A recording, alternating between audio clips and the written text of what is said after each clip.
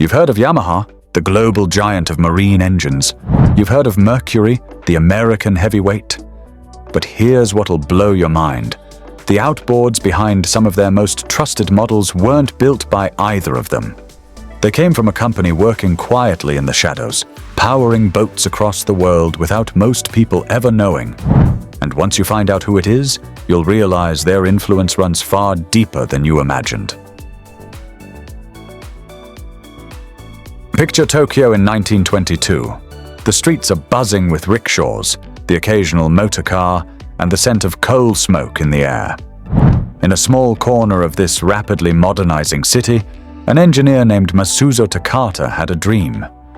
He founded the Takata Motor Research Institute, a modest workshop dedicated to pushing the limits of engine technology. At first, it was just a handful of tools, a cramped space, and big ideas. Barely a year later, disaster struck. The Great Kanto earthquake of 1923 leveled much of Tokyo, wiping out homes, businesses, and lives. Many would have given up. Takata's team didn't. They packed up and moved to Komagome Akebono-cho in Hongoku, determined to rebuild not just their workshop, but their vision for Japanese engineering. By 1925, they renamed the company Takata Motor Enterprise, and soon after, a new factory rose in Honjoku. Business grew steadily, and by 1932, the operation was strong enough to become Takata Motor Manufacturing Corporation. Then, in 1939, they took on a new name that would echo through history: Tokyo Hatsudoki Corporation. Shortened in everyday speech, it became Tohatsu. The 1940s were a turbulent time. As Japan entered the Second World War, Tohatsu shifted to producing engines under military contracts. In 1944, they opened a production facility in Okaya, Nagano to keep up with demand. These were years of intense output and national urgency, but behind every piece of machinery was the same engineering precision and pride that began in that tiny 1922 workshop. When the war ended in late 1945, the military orders stopped overnight. Tohatsu faced a daunting reality. Their largest customer no longer existed. But this was a company born from resilience, forged in disaster, and hardened by necessity. Instead of folding, they prepared for a new chapter that would take them in directions no one expected. Also, stick around, because later you'll learn how Tohatsu built millions of engines under other brands' names, a secret that's changed boating forever. Subscribe if you've ever spotted one without realizing it. Now let's talk about the post-war shift and how it has changed the whole game. Japan in the late 1940s was a nation rebuilding from the ground up. Cities lay in ruins, resources were scarce, and every company that survived the war had to reinvent itself.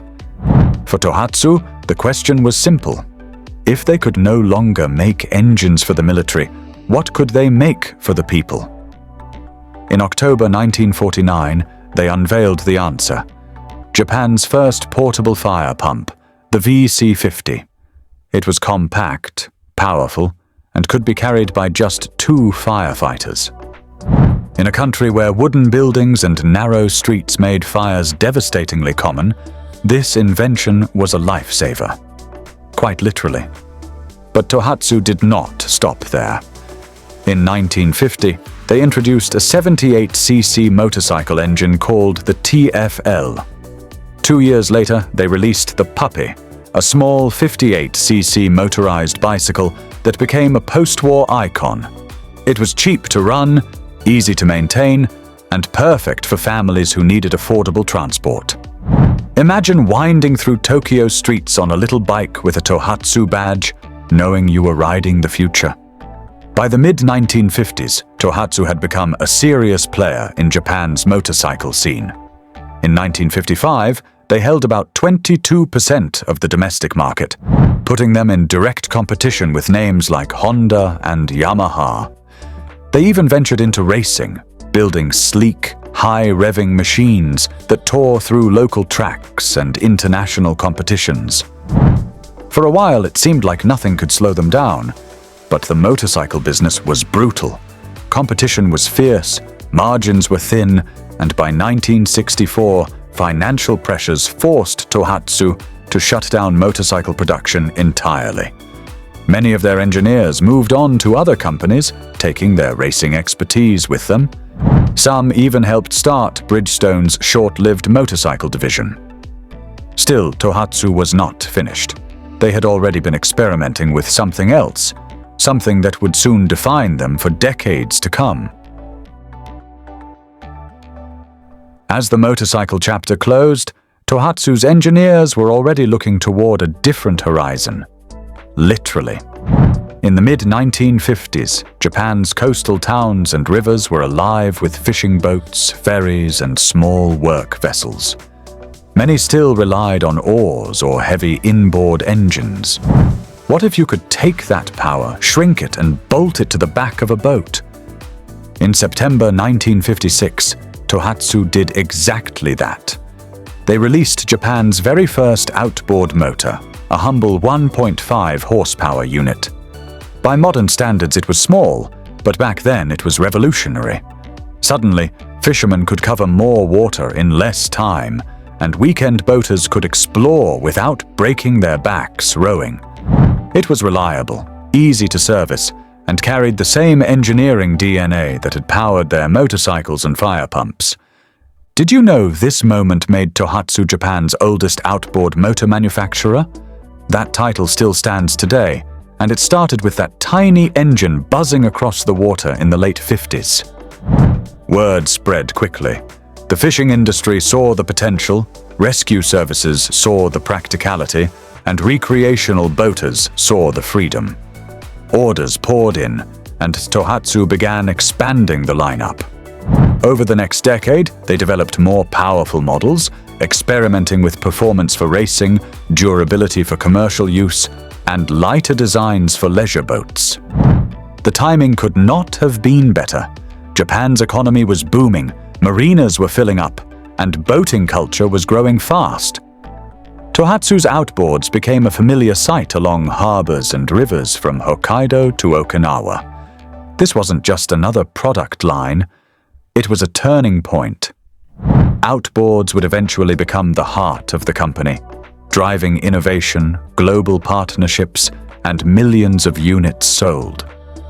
But before they could conquer the world's waterways, Tohatsu needed the right partners and a production strategy that could match their ambition. That part of the story begins in the late 1980s. Keep watching, because the partnerships Tohatsu formed next would put their engines on boats worldwide, sometimes wearing a completely different badge. You'll never guess how far their reach actually goes. And subscribe while you're at it, because why not? By the 1980s, Tohatsu had a rock-solid reputation in Japan, but the marine industry is global by nature. If they wanted to grow beyond domestic success, they needed allies. And not just any allies, big names that could open doors in major markets. That moment came in February 1988, when Tohatsu formed a joint venture with Brunswick Corporation, the American parent company of Mercury Marine. For anyone who has ever seen a shiny new Mercury outboard on a small fishing boat, here's a little secret. If it is under 60 horsepower, there is a good chance it was actually built by Tohatsu. Same guts, different badge. The partnership meant Tohatsu's engineering would quietly power thousands of Mercury motors worldwide, giving them instant credibility and massive distribution without needing to build their own overseas dealer networks from scratch. The 1990s and 2000s became an era of diversification and technological leaps. In 1998, Tohatsu began producing 4-stroke outboards, responding to stricter environmental rules and customer demand for cleaner, quieter engines. 2 years later, in 2000, they unveiled their TLDI, 2-stroke low-pressure direct injection system. This was a big deal. TLDI kept the lightweight punch of a two-stroke, but slashed emissions and improved fuel efficiency, winning over both recreational boaters and commercial operators. Partnerships multiplied. In 2011, Tohatsu struck a deal with BRP's Evinrude brand to supply all outboards under 15 horsepower. That meant if you were buying a small Evinrude at the time, you were really buying Tohatsu craftsmanship in disguise. Even Nissan Marine in North America relied on Tohatsu-built engines until Nissan shut down its Marine division in 2014. While these partnerships quietly expanded their reach, Tohatsu's own brand remained strong, especially in markets like Australia, New Zealand, and parts of Europe, where commercial fishers swore by their engines. Behind the scenes, production was scaling up to staggering levels. In 2005, Tohatsu moved its marine engine production from the older Okaya plant to a new state-of-the-art factory in Komagane, Nagano Prefecture. The facility was designed for efficiency, with streamlined assembly lines and high-precision machining that could handle both small two-strokes and larger four-strokes on the same floor. The results speak for themselves. By 2008, Tohatsu had produced over 2.5 million outboards. In 2011, that number climbed to 3 million. By 2014, they had reached 3.5 million. And in 2018, they passed the incredible milestone of 4 million engines. Few companies in the world, marine or otherwise, can say they have shipped that many of anything. What makes it more impressive is that Tohatsu achieved this while keeping quality consistent. Whether the badge on the engine read Tohatsu, Mercury, Nissan, or Evinrude, the same engineering principles applied. Lightweight design, durability, and reliability in the harshest marine conditions. By the end of the 2010s, Tohatsu was no longer just a Japanese manufacturer with a good export business. They had become one of the most prolific and trusted outboard builders on the planet. The next chapter would take that reputation into a future defined by technology, efficiency, and sustainability. By the turn of the millennium, Tohatsu had built its name on reliable, efficient engines, but the world of boating was changing fast. Environmental regulations were tightening in every major market. Fuel prices were creeping up, and customers were asking for engines that were cleaner, quieter, and cheaper to run. Tohatsu saw the writing on the wall and decided to stay ahead of the curve. In 2000, they introduced the TLDI system, two-stroke low-pressure direct injection. For boaters who loved the lightweight and punchy acceleration of two-stroke motors, TLDI was a revelation. It dramatically reduced smoke, cut fuel consumption, and still delivered that instant throttle response that fishing skippers and rescue crews relied on. Operators on the Colorado River even praised Tohatsu's 30-horsepower TLDI for being dependable, easy to start, and surprisingly quiet for a two-stroke. The company did not stop there. Through the 2000s and 2010s, Tohatsu refined its four-stroke lineup, rolling out models that met strict emission standards without adding unnecessary bulk. Their engineers obsessed over shaving weight wherever possible, a philosophy that made their motors a favorite for small boats where every kilogram mattered. In 2018, the Komagane factory celebrated a massive milestone. More than 4 million outboards produced. That number represented not just a lot of engines, but decades of steady, methodical improvement. The production line itself had evolved too, blending automation with skilled human craftsmanship. Instead of chasing fully robotic assembly, Tohatsu kept people in the process, making it easier to adapt to new models and ensuring the little details were never overlooked.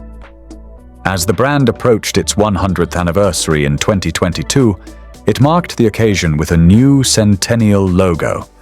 The design featured a stylized blue wings motif, inspired by a sea hawk gliding over the ocean. It was a nod to Tohatsu's connection with the sea, and a statement that the company was still soaring toward new horizons. Then came one of their boldest moves yet. In February 2024, Tohatsu announced a partnership with Ilmor Marine, a name famous in motorsports for engineering high-performance engines. Together, they revealed plans to launch an all-electric outboard motor for the North American, European, and Canadian markets. This was not a gimmick. Tohatsu was serious about bringing electric propulsion to mainstream boating, combining Ilmor's performance pedigree with Tohatsu's marine expertise. Electric outboards are more than just a nod to environmental responsibility. They are quiet, require less maintenance, and can offer instant torque that surprises even seasoned boaters. For Tohatsu, it was the natural next step after a century of adapting to whatever the market demanded. Looking at their track record, it is clear Tohatsu is not afraid to reinvent itself. From post-war fire pumps to racing motorcycles, from the first Japanese outboard to cutting-edge electric drives, their history is one long exercise in staying relevant without losing sight of what matters most: building engines that boaters can trust. If Tohatsu's first century was about mastering internal combustion, their second might be about redefining what an outboard can be. The electric partnership with Ilmor is just the opening act. Imagine a Tohatsu that no longer thinks of itself purely as an engine maker, but as a marine mobility company. One direction is hybrid propulsion. Pure electric is fantastic for short trips and inland waters, but commercial fishers, patrol craft, and ferry operators often need range that batteries alone cannot provide. A lightweight hybrid outboard, combining a high-efficiency petrol engine with an electric drive, could dominate markets where reliability and range are king. Then there is autonomy. Small unmanned workboats are already being trialed for harbor inspections, aquaculture, and even search and rescue support. Tohatsu's compact, efficient motors are a natural fit for these vessels, and with the right sensors and software, they could be controlling fleets of autonomous craft from the same Komagane factory that builds today's outboards. Hydrogen fuel cells are another frontier. While most boating brands have barely scratched the surface, Japan's national hydrogen initiatives mean Tohatsu could tap into homegrown R&D. A zero-emission hydrogen outboard might sound far off, but so did electric ones a decade ago. And perhaps the boldest move would be services, not just hardware. Subscription-based maintenance programs, remote diagnostics that ping your phone before a breakdown, and modular engines that can be upgraded without replacing the whole unit could keep customers in the Tohatsu ecosystem for life. The beauty of Tohatsu's position is that they have proven they can adapt without losing sight of durability and practicality. The next horizon will not erase the values that made them Japan's oldest outboard manufacturer. It will simply give them new waters to conquer. And that is the story of Tohatsu, not just the oldest outboard manufacturer in Japan, but one of the most quietly influential names in boating worldwide. From a tiny Tokyo workshop in 1922 to millions of engines powering fishing boats, rescue craft, and weekend cruisers across the globe, Tohatsu has built a legacy on resilience, precision, and knowing when to take a bold leap. What makes them special is not just their history, but their ability to keep moving forward without abandoning what works. They do not chase trends for the sake of headlines. They build things that last, and then they improve them until they are lighter, cleaner, and better than before. Whether it is a humble 2.5 horsepower portable on a lake or an electric outboard quietly slicing through the water, Tohatsu engines carry that same DNA. If the past century has been this interesting, imagine the next. Electric, hybrid, hydrogen, autonomous. Tohatsu has the track record to make any of these a reality. And if history tells us anything, they will probably do it before most people see it coming. So, If you enjoyed this journey through one of Japan's most enduring marine legends, hit that like button, subscribe for more deep dives into the stories behind the machines, and tell me in the comments, what do you think Tohatsu will build next?